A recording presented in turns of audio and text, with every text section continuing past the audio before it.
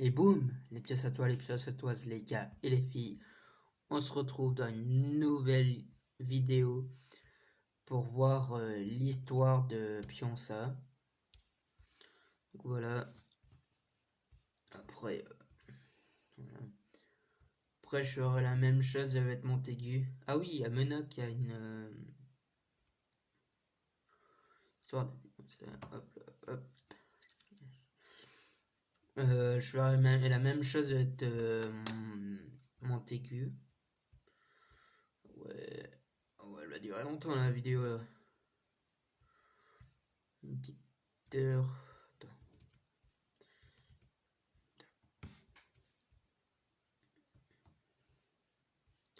Parfait. Hop là.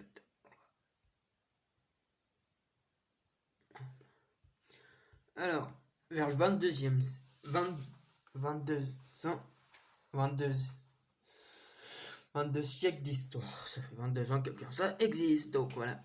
Après, là, je vais, comme je vous ai dit, je ferai la même chose avec Montaigu en Combray. Parce que là, je prépare une vidéo Pionça vs Montaigu ou Marcia, machin, les communes de la Cambrai. Donc voilà. Aux confins des actuels départements du Puy-de-Dôme, de l'Allier et de la Creuse, donc dans le trou du cul du monde, voilà, s'est tiré un immense plateau granitique, où il y a de la granite, tout ci, tout ça. C'était là où on se trouve. Non, c'est un petit peu.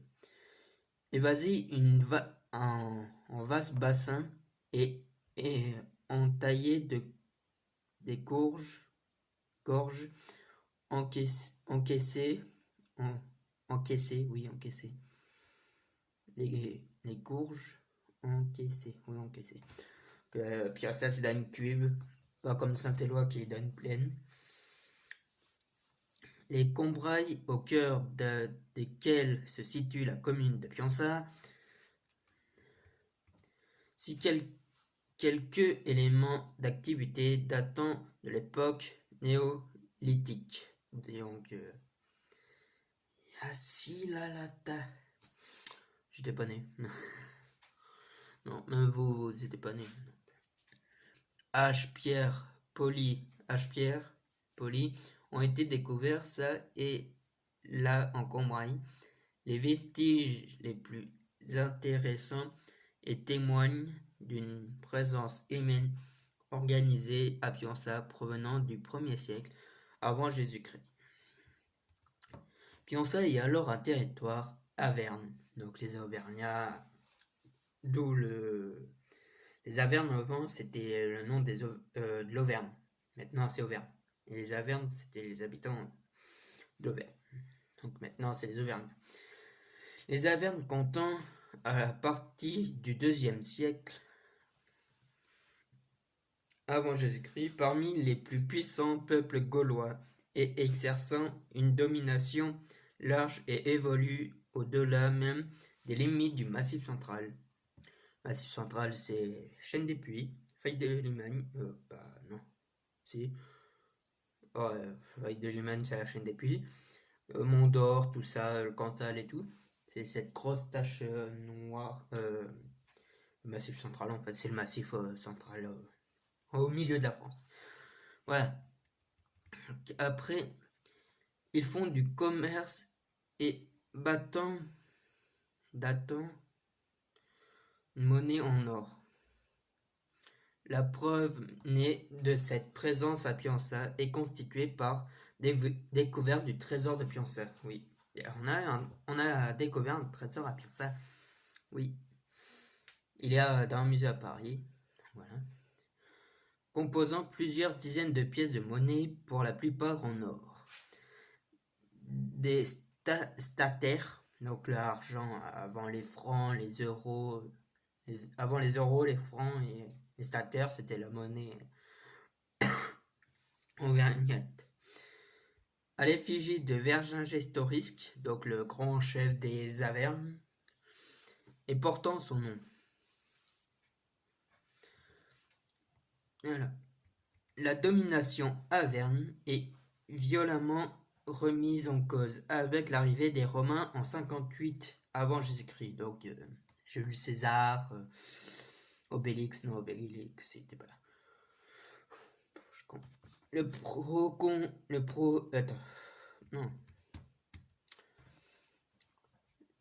Le proconsul Jules César étend son pouvoir sur l'ensemble de la Gaule, la romanisation. En fait, il change les bâtiments en style romain, comme Rome avec les gros piliers là et tout ça. Je sais pas s'il y a un bâtiment avec des piliers. Non. Je réfléchis. Non. Des terres avernes rapides et profondes apportent cependant pour plusieurs siècles la paix et la prospérité. L'économie agricole de l'époque ont fondé sur de grosses exploitations. L'origine même de la domination de Piensa serait issue d'abord par Pontiucin,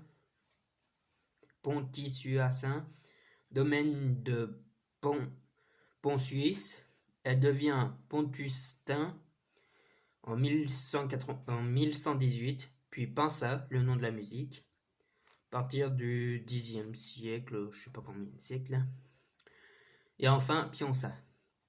Donc ça a changé 1, 2, 3, 4, 5 fois le nom de Piensa. Le nom de Piensa a changé 5 fois, mais il y a toujours le Pionci, Piensa, tout ça. À partir de 256, les invasions de Germains ébranlant la Pax Romana.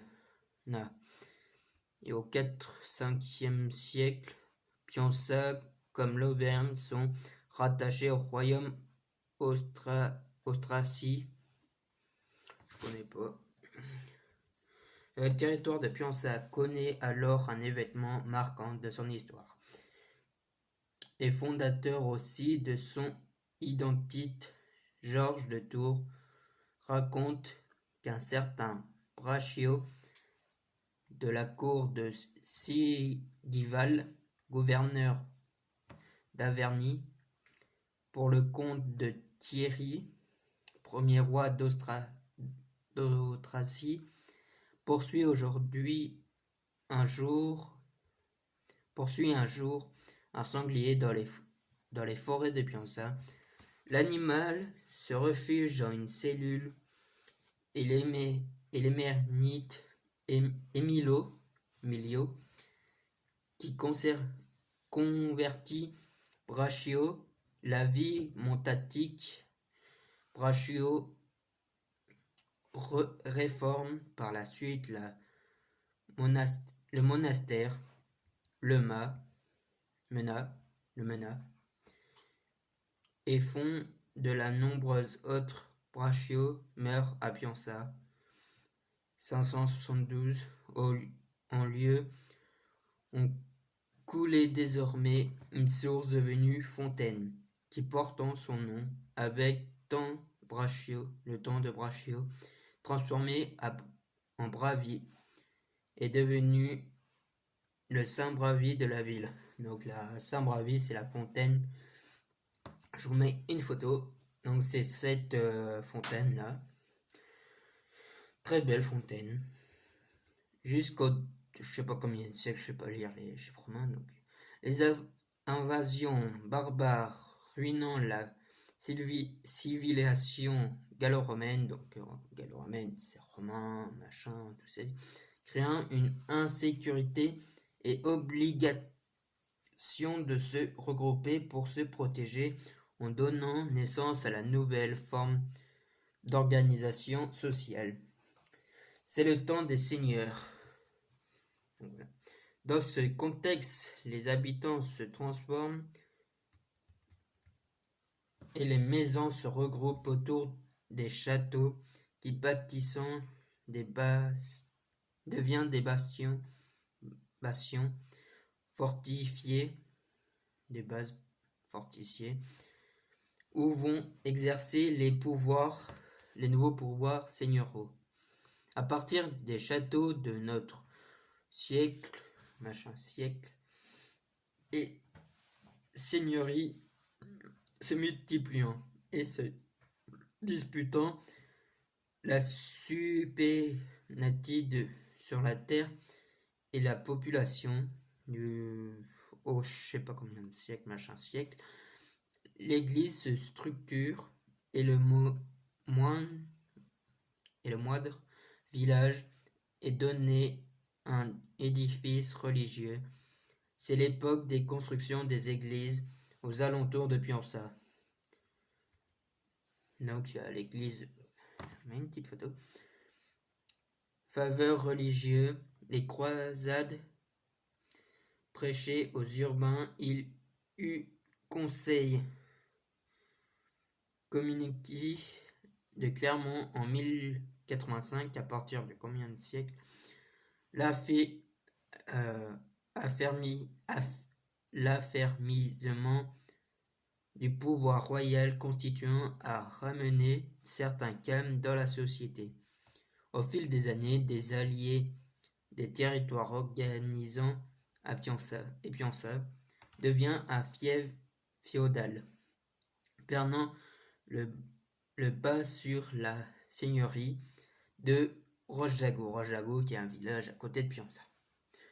Son rayonnement affirme de la construction du premier château de Piensa en 1482. La terre du château sont achetées par Jacques de Chazeron. Donc, je mets 2 photos du château, la partie médiévale et Renaissance. Et voilà.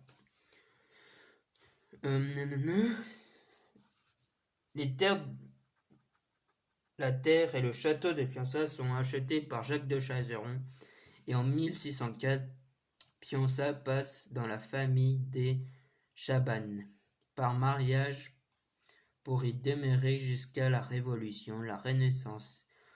Au siècle, les châteaux sont remaniés et deviennent des demeures de plaisance.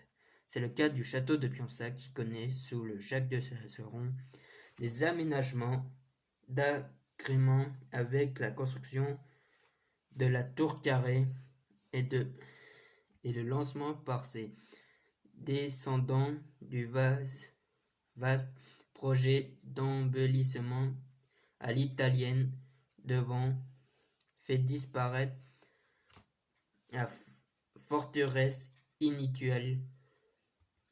Donc la tour carrée, c'est la grosse tour que je vous mets une photo du château Renaissance. Et la forteresse, c'est embellissement italienne. Donc c'est le château de Piensa que vous pouvez voir sur beaucoup de photos. Ça, c'est un style italien qui a été collé à la façade. Voilà. Par la suite, Piensa se tient à l'écart des grands mouvements de l'histoire auvergnate et nationale. Cependant, l'histoire locale n'en est pas moins active. Sous l'Ancien Régime, Piensa est un des hauts lieux de contrebande du sel. Les contrebandes du sel démoneux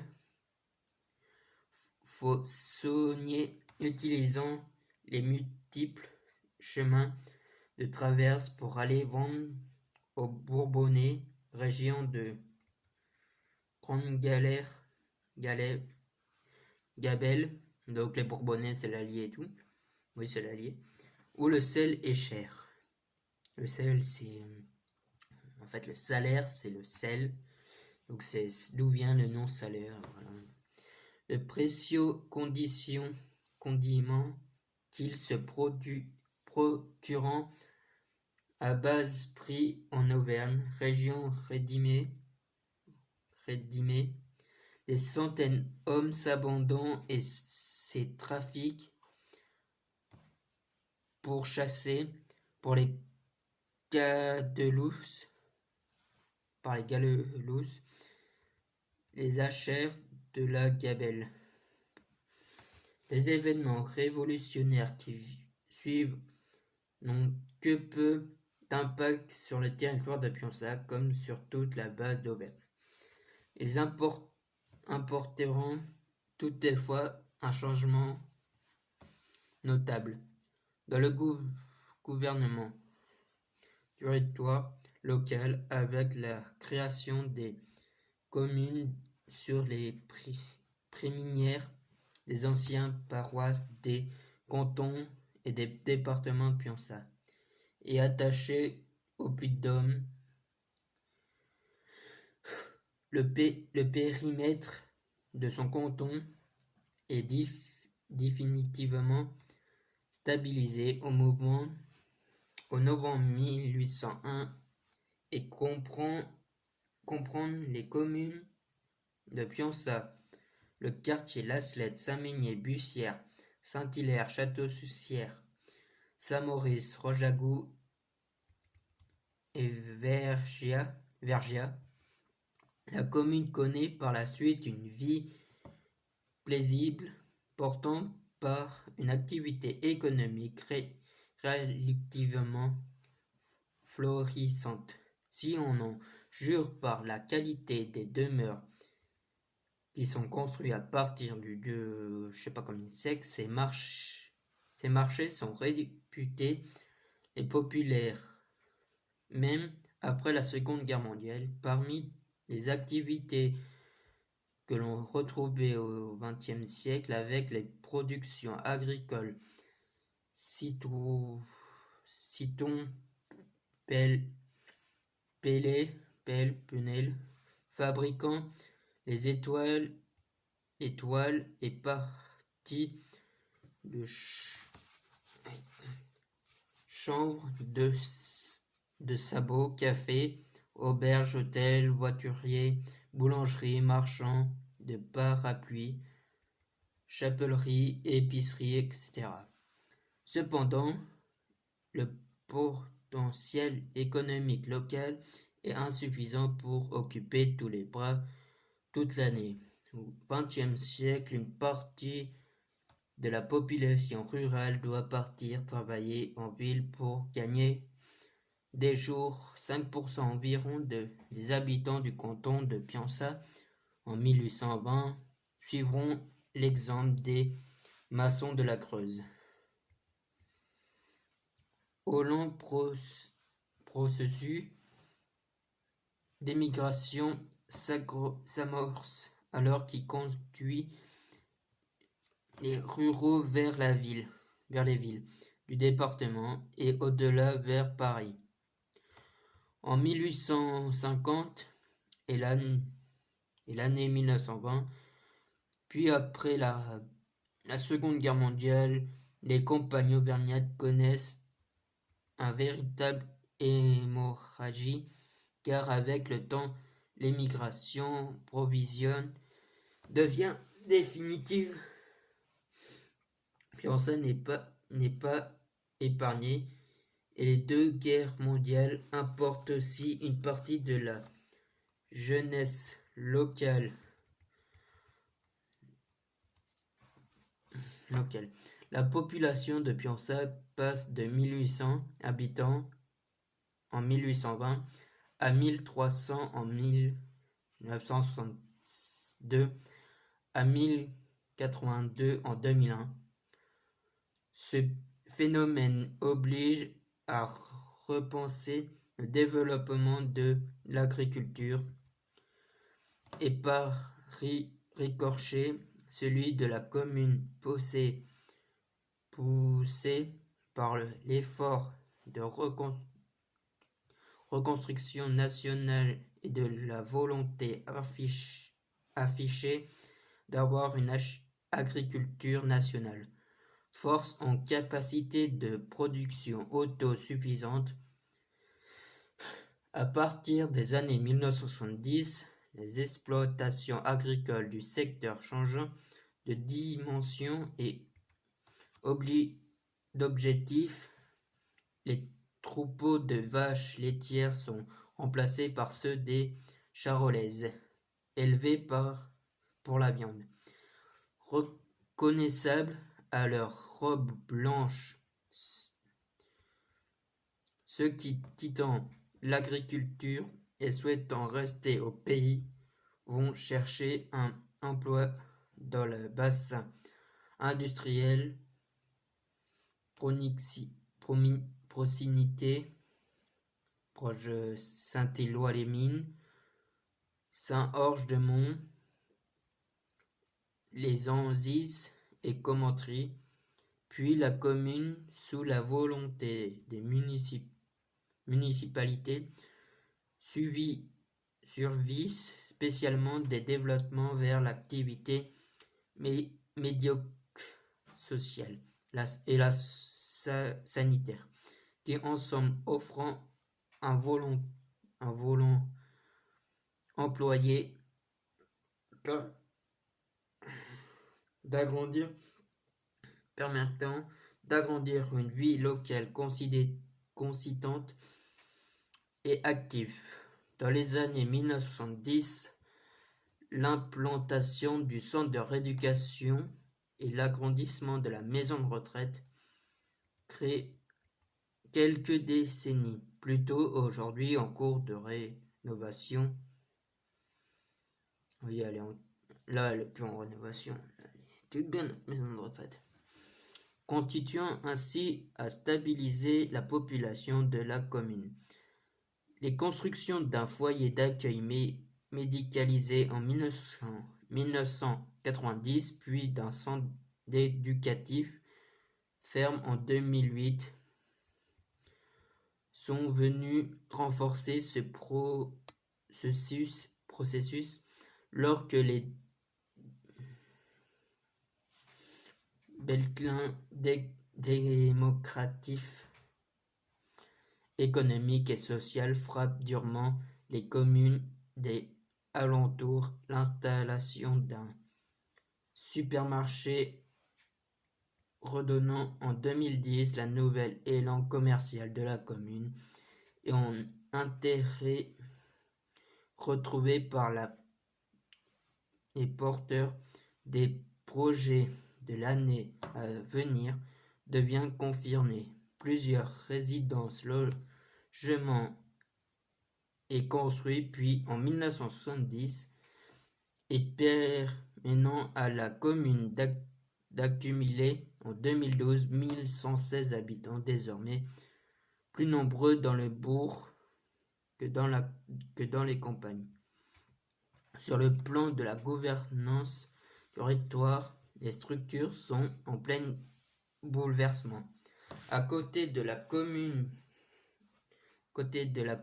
et du canton intercommunal, a fait germer diverses structures spécialisées.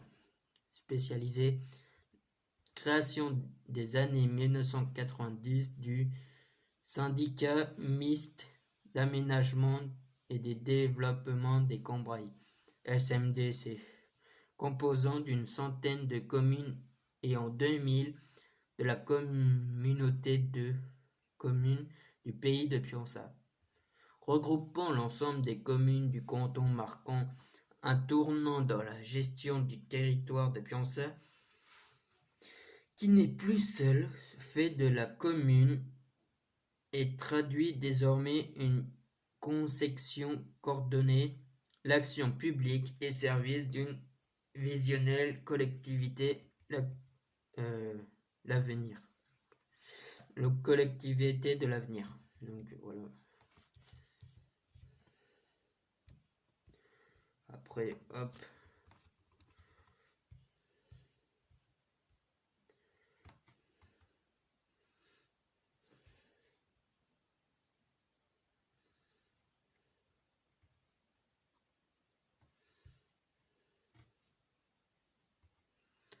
Voilà, après, Pionça, c'est un beau village.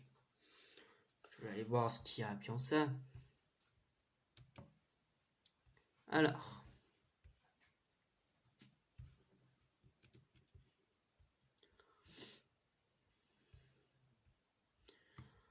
arrondissement Riant, département Puy-de-Dôme, machin. Après, hop. Puis on sait Wikipédia. Hop là. Ouais, c'est la même chose en fait. Alors, géographie.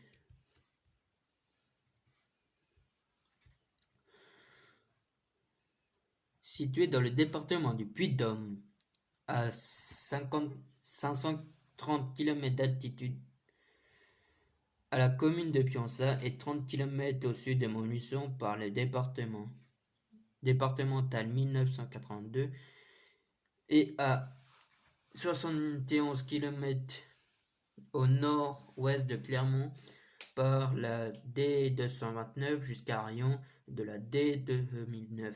Le bourg, traversé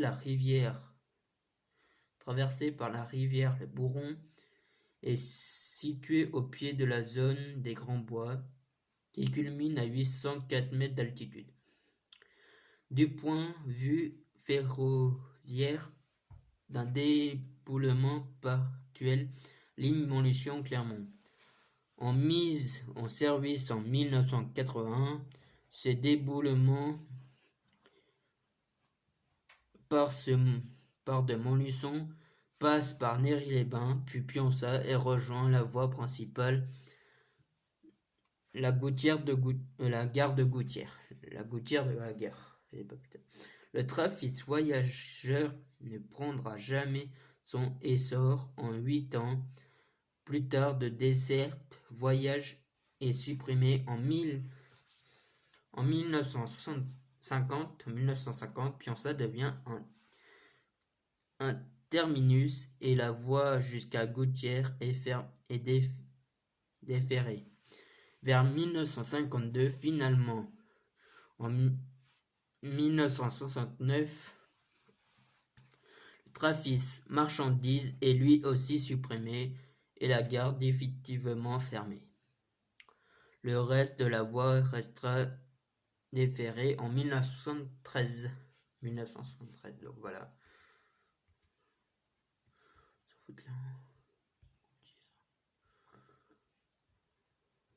Le Bourron.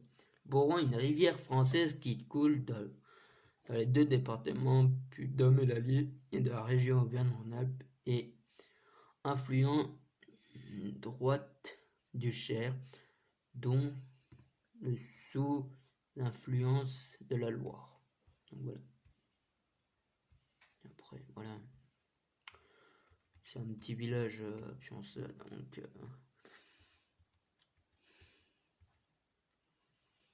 Pionça, une commune rurale, tout ça.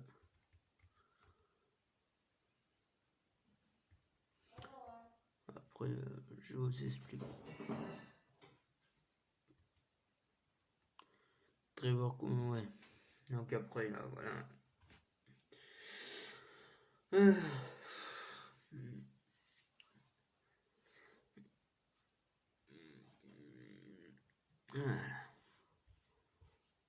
Alors, donc à Pionça, il y a Montaigu là que je peux voir, Saint-Maurice.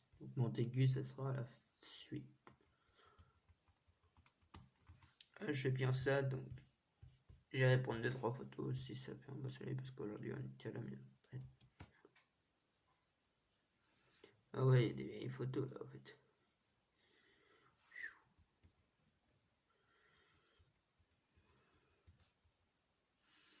Ah ouais, c'était comme ça la gare avant. Ouais.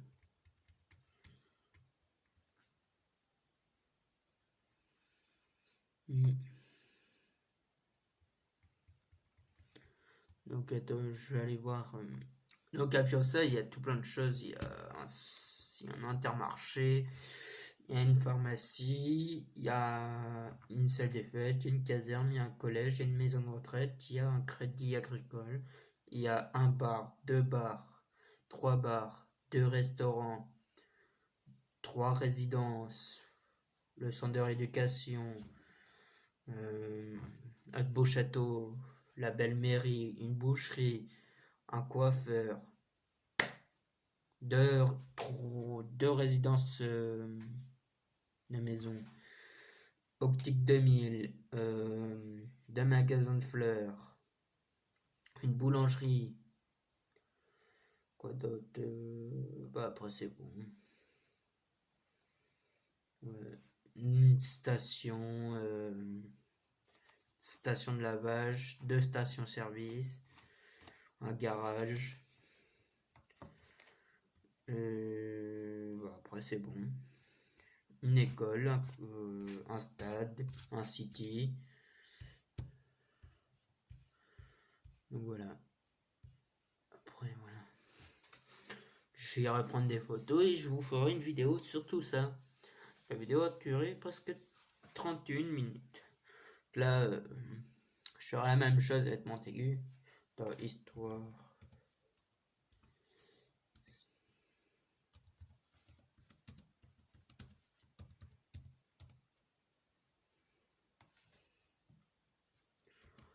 Montaigu en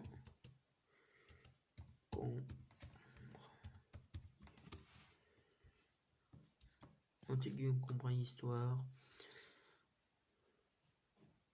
Ouais, je ferai ça plus tard. Une autre vidéo, peut-être cette semaine-là, je pourrais peut-être pas. Peut-être la semaine prochaine. Donc voilà. Donc voilà. Et après, je vous laisse. Boum!